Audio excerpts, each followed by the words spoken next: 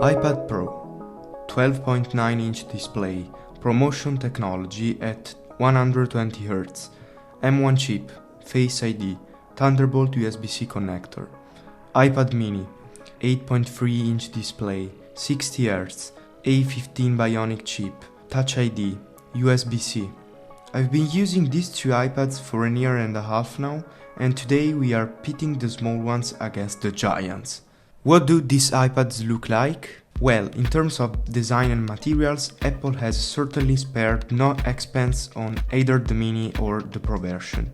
Despite being two products targeting theoretically different groups of people, they are both made of 100% recycled aluminum, and to the touch they are undoubtedly two premium iPads. The iPad Pro is available in only two colors, space gray and silver, while the iPad mini comes in 4 different colors, providing more choices and, in my opinion, also featuring slightly more original and less predictable colors. As for the overall aesthetics, the front looks exactly the same with this uniform edge display that Apple introduced back in 2018. The only real difference is seen on the back of the iPad, as the iPad mini has a slightly cleaner design with only one camera, while the iPad Pro inherits the camera block from the iPhones, which personally doesn't impress me much here.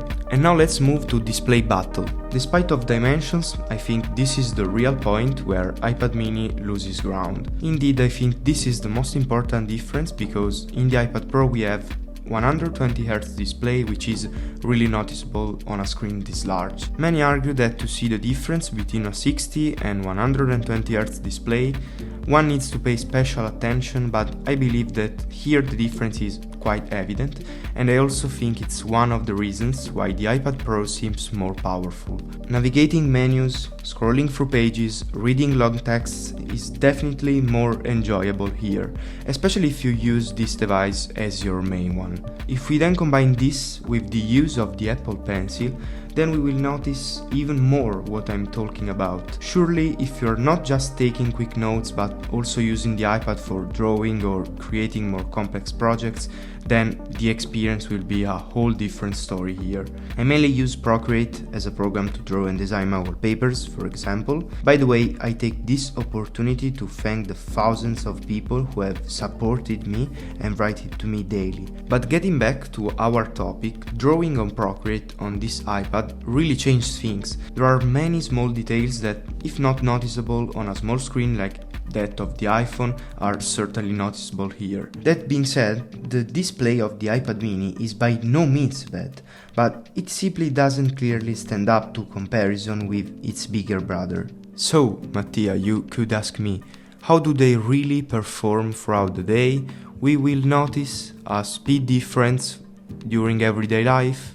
Yes, we can say that putting an M1 chip inside an iPad has been a really smart move from Apple. The A15 Bionic processor in the iPad mini is certainly inferior in terms of performance, and we especially notice this on tasks that require more power. Nevertheless, we always have to consider that we are on an iPad and not on a Mac. To date, there are really few apps that truly push these devices to their limits. In general, I see the iPad as a larger iPhone, so until there are true professional programs for iPad use, like those on a MacBook, I don't think all this power is really necessary. In fact, as a content creator, I've been able to do everything I did on iPad Pro on this mini, without any problems. Yes, there are certainly operations that are slightly faster on the iPad Pro, such as exporting a photo from Lightroom or a video from DaVinci Resolve. But is it really worth all that extra money? Let's say that if you don't need maximum power for your tasks, then the iPad mini will certainly not leave you behind. If, on the other end, you need to do very professional work and during your job you are in a hurry to deliver the material and can't afford to lose a moment, then your choice will definitely fall on a Pro machine.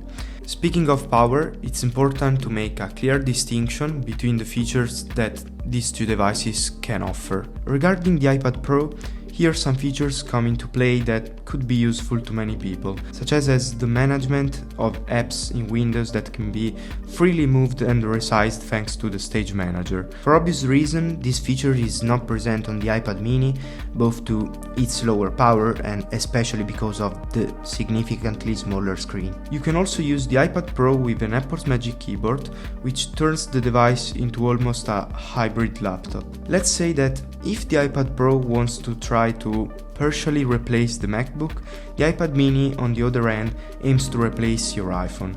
Next up, there's the battery. How does long the battery last? Not actually so much to say here. I can say that I have found no crucial differences. From a student's perspective, both products have allowed me to get through a full day of classes without any problems with any intense use. The battery of the iPad Pro, in my opinion, has a bit more autonomy, but we are still there in terms of battery life. And now I want to answer all your questions because I believe it's the best way to discuss the real use of a product. So first up, I received a question that made me smile. DaVinci in Mini. Let's give it a try. So we are here with the iPad mini. Let's make this test. I open DaVinci Resolve. I have uploaded a video about 40 seconds, and as you can see, we can use this editing software that is actually something studied and designed for laptop. So this is incredible. As you can see, we can make our color grading, we can increase the grain, lower the lift just to add some contrast. So we have make a fast color grading, of course, and this is a full HD video. So let's start the exporting, and 3, 2, 1, go. As you can see, it's quite fast because remember that this is a video about 40 seconds and we are on DaVinci Resolve, that is a professional software, and it exported the video in about 15 seconds, something like this. This is crazy. Remember, we are on a professional software here. As you have seen, the performance of this iPad is truly incredible, even when editing on professional software like DaVinci. I've received another question about how the iPad mini performs when editing photos on Lightroom.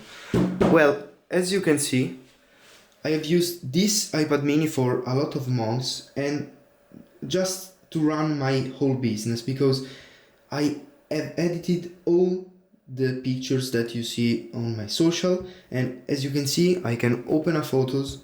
You can see all the edits I have made in the previous period, because it's so convenient. I just plug my SD card from my camera into my iPad and start editing the photos. And remember that this is an iPad and this is an iPhone, so it's so convenient to edit everything here, and especially when I have the previous iPhone that had the lightning port, it was really better to edit here. So if you don't have the latest iPhone, this is another reason to purchase this one, because you can plug all your accessories through the USB-C port and you are ready to work. The last question I received asks if it makes sense to buy the iPad mini in 2024. I purchased this device some time ago and I'm extremely satisfied with my purchase because, due to its size, it allows for truly incredible things.